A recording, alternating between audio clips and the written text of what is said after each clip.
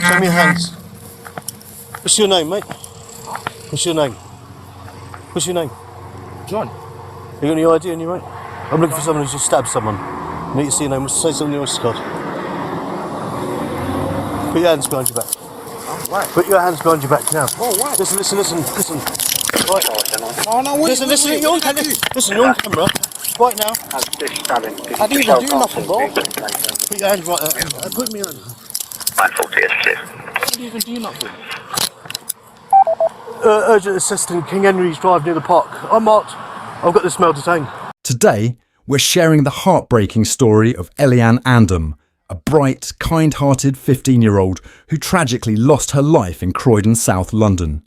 This story is a painful reminder of how deeply anger and violence can scar our communities. Please watch to the end as we explore what happened and remember Elianne's legacy. On the morning of September 27th, 2023, Elianne and her friend were outside the Whitgift shopping centre. They were just teenagers starting their day, but everything took a devastating turn. Hassan Sentamu, then 17, arrived to exchange belongings with his ex-girlfriend. According to her testimony, something felt off. He was wearing gloves and a mask, things she described as out of character. It was clear to her that his anger was escalating and she grew uneasy. Things escalated when Hassan refused to return her belongings. In a moment of solidarity, Elianne grabbed a bag of his clothes and ran, laughing playfully, just as any teenager might. But what followed was unthinkable. Hassan pulled out a knife.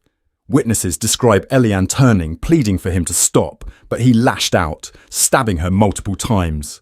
Her laughter turned into cries for help, and her life was stolen in an instant. Elianne collapsed outside the shopping centre.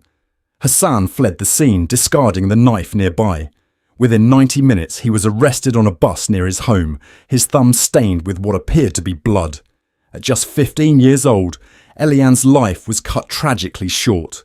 Her friend, who witnessed the attack, described the horror of that morning, her fear, her grief, and the image of Elianne on the ground, trying to protect herself.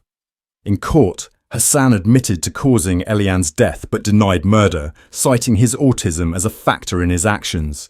He also denies illegally carrying the knife, claiming he had a lawful reason. But for Elianne's family, her friends and her community, these justifications cannot bring her back or erase the trauma. This tragedy raises so many questions about anger, responsibility, and the steps we can take to protect young lives. Elianne's story is not just about what happened that morning, but about the potential every young person has and the urgency of addressing violence in our society. We honour Elianne by sharing her story, hoping it sparks change.